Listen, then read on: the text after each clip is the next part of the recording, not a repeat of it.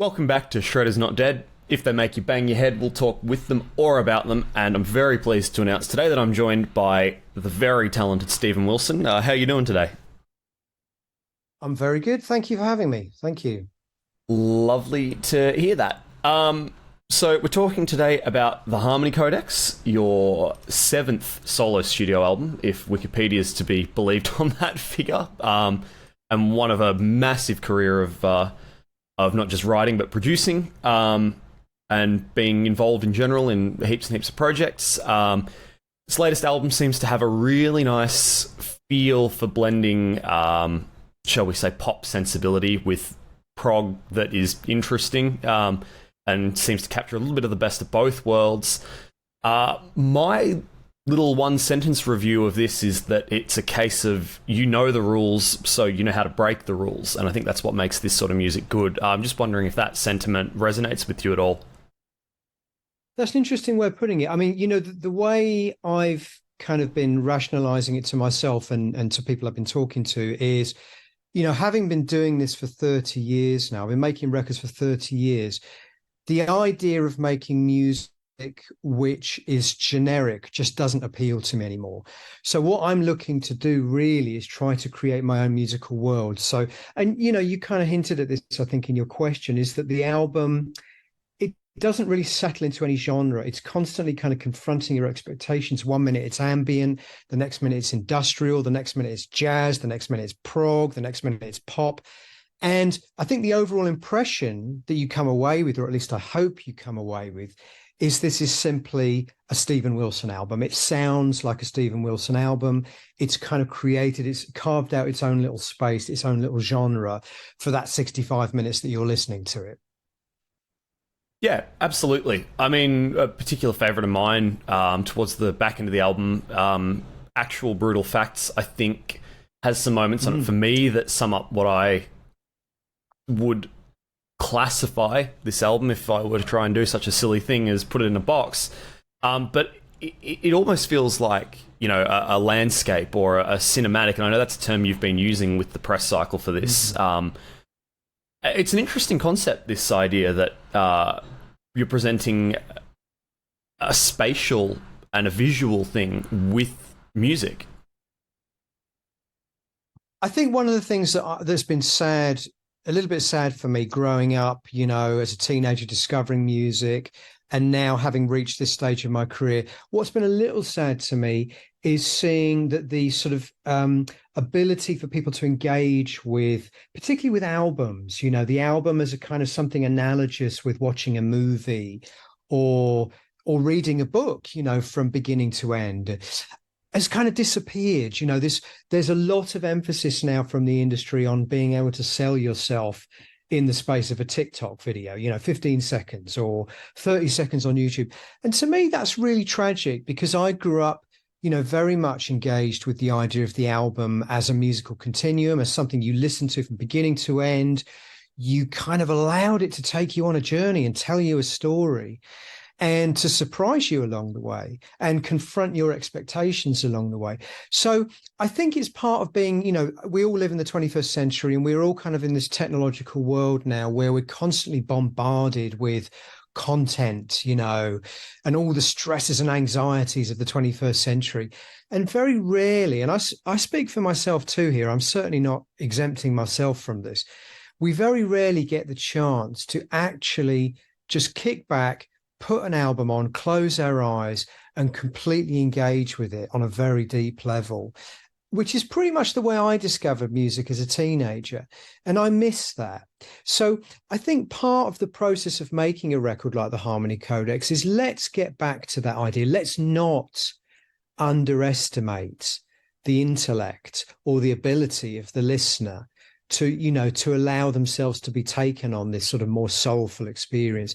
And I think I'm finding that, it is being reflected back at me in a positive way. I'm finding a lot of people are thanking me, for making a record like this. So I know I wasn't wrong in kind of, not underestimating my audience in that respect. No, absolutely. And the irony for me, and maybe you can comment on this, is that in some ways it feels the music industry is cheating itself by going down this path. And there's arguments to be made that it's led by greater forces, the market, if you will, and the ease with which people can consume short form content. But ultimately, the industry allowing itself to be taken in this direction feels like it's cheating itself out of being able to offer people these experiences, because there just aren't that many records I can think of these days that do what the Harmony Codex does. Yes, and I think that's true. And one of the questions that comes up quite a lot, a hypothetical question that comes up quite a lot, and I see people talking about this online, is if an album like OK Computer or Dark Side of the Moon or Sergeant Pepper were to be released today, would it reach critical mass? Would it reach a mainstream audience? And I think the answer, sadly, is no. They would become cult records. They're extraordinary records. So I think in any era, they would certainly find an audience, but there's no way they would become multi-platinum, million-selling records, because people simply don't have the ability to engage with music on a global scale like that anymore. And I think the other part of the equation, unfortunately, we're getting into a bit of a dissection of the whole industry here, but I'll just make this point. I think the other part of the equation here is that it's the ease with which people can make music now means that there's more of it in the world than there's ever been before. And it's a very natural instinct, I think, that if you make music, if you make any art, to want to share it with as many people as possible. And you want to see yourself reflected back in that mirror of other people experiencing what you do. So we live in a world now where 120,000 songs are added to Spotify every single day. Every single day, 120,000 songs added to Spotify. And that's the reality. And part of the problem is that it's so easy now. You can download a piece of software onto your laptop and make music at the same level that people used to have to spend thousands of dollars to go into an expensive studio, to make, would have had to do. So I think the ease with which people can make music means there's more of it, but sadly, most of it is very generic and doesn't try to confront expectations at all. So yes, I think the reality is that an album like Dark Side of the Moon or OK Computer would probably get lost now. And the Harmony Codex, similarly, I think it will find an audience, don't get me wrong, but it's not realistically, I understand and accept, I accepted a long time ago, that this kind of record simply will never be able to reach the kind of critical mass that it might have been able to in the 70s, 80s, or even in the 90s. Yeah. On that topic, to talk about classic albums, I'm going to quickly rattle off a list of some of the artists that you've remastered for recently for our listeners' sake, because they may not be familiar. Remixed. Sorry?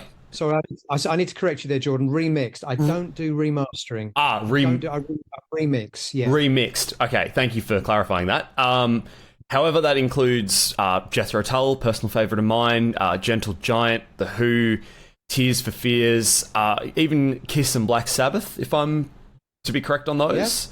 Yeah. Yes. So, my immediate question when I see that is, surely, and you don't have to divulge this, but there must be secrets that you pick up from getting your hands messy in these classic pieces of art. And have there been learning opportunities in that for your own music?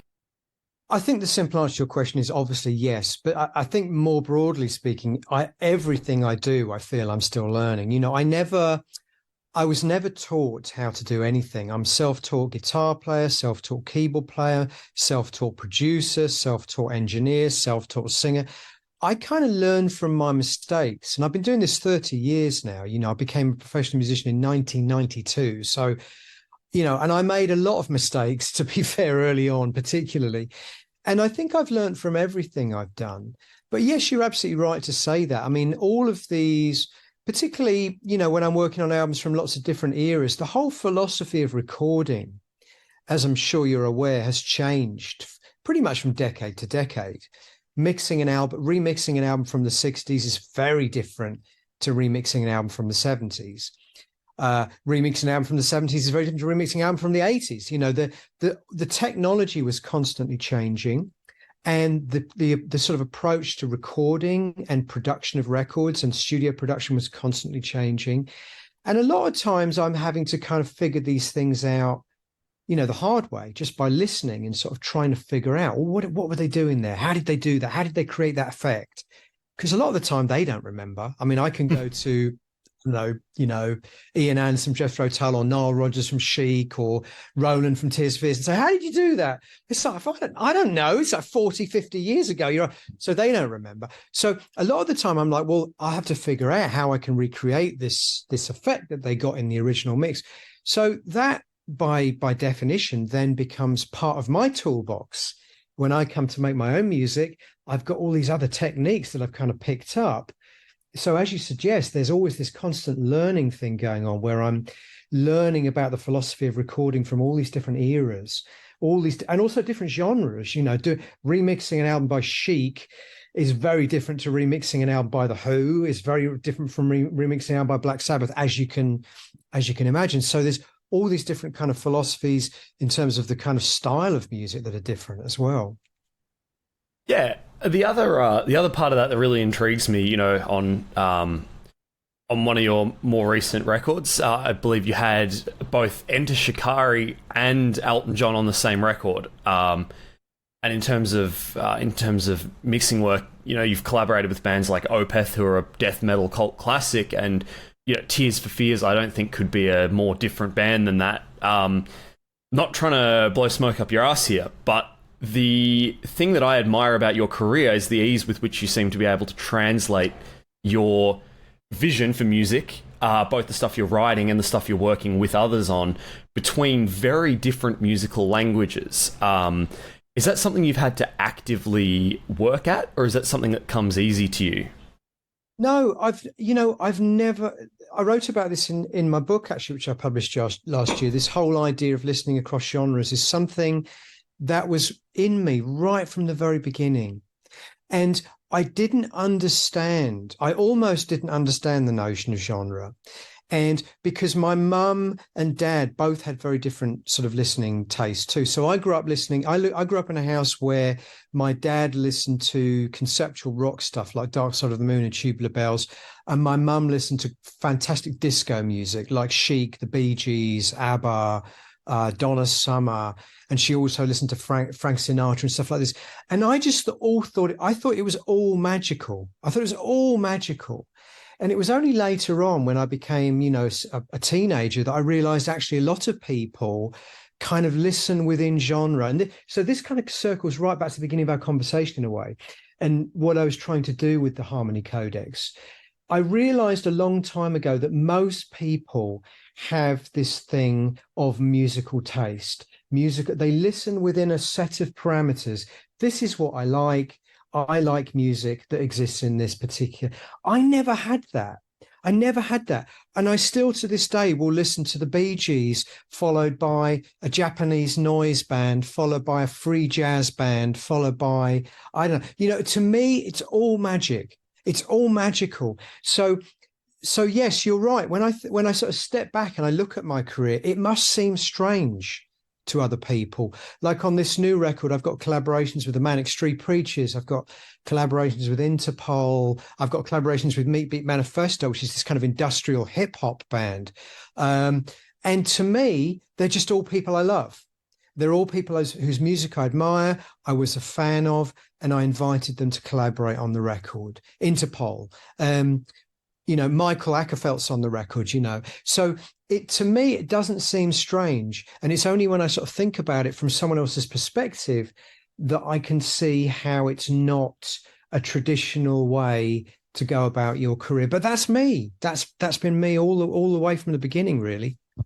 Yeah, and it seems that the payoff for that is that you seem to be respected by far-reaching corners of music. I mean, I personally found myself finding your music through Opeth, discovering the work of Mikael Åkerfeldt you mentioned at quite an early age, and finding that actually I do have an appreciation for the softer stuff when you're 15 and everything needs to be as loud and as heavy as possible. Sometimes that goes over your head a little, but at the same time, there's a very wide range of audience that you expose yourself to, and that must be a positive thing as well for, like you say, this mirror that you want to reflect yourself in. There's a much more diverse range of people that you're able to do that with, but organically, mind you. Yeah, I mean, I suppose listen, don't get me wrong. I'm not trying to suggest that any of this makes me somehow quote unquote better than anyone else. It's just simply different. It's a different philosophy. And I kind of understand in a way that this is part of the struggle I have sometimes with the fact that I get very bored making the same album more than once. And I've in a way, I've constantly reinvented myself and paid a price for that, because I realize all the time I'm losing older fans, but gaining newer fans. So there's this kind of constant regeneration in the fan base. There was a time when, for example, when I think Porcupine Tree particularly had a lot of metal fans in our audience. And most of them have drifted away from me now, because I haven't done anything really in that. I've not done anything with heavy guitars for a long time. Well, actually, a little bit on the last Porcupine Tree record, but certainly in my solo career, that side has been pretty much absent. Because I felt like I'd done it. I've done that. Let's do something else now. I've done the heavy guitars. How often can you use the same words to say it? Construct every sentence. If I can use that metaphor, changing your musical vocabulary is it's the same as choosing your vocabulary. Period. Why would you use the same words to construct every sentence? So I think that. Again, that's something I understood about myself a long time ago. And I understood it was going to make my career a bit of a struggle because sometimes fans, bless them, kind of want the same thing every time.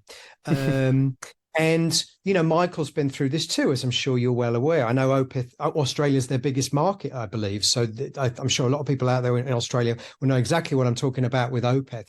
He's been that through too with that band. And confronting audience expectation is something you do, and you almost have to earn the right, the hard way, to be able to say of your audience, now they expect me to do something different. And it's been hard earned. I must say it's been hard earned. And I feel like it's almost been a 30-year process to get to the point where the Harmony Codex is an album I can make, and my audience kind of almost expects me to do something like this now, which is an amazing, amazing position to be in, really. That's a really nice thought to leave this on. I'm aware that we're creeping up on time. If you have any last thoughts or comments you want to get out there to the Aussie fans, go ahead now. Otherwise, Stephen, thank you very much for your time. It's been a pleasure chatting to you.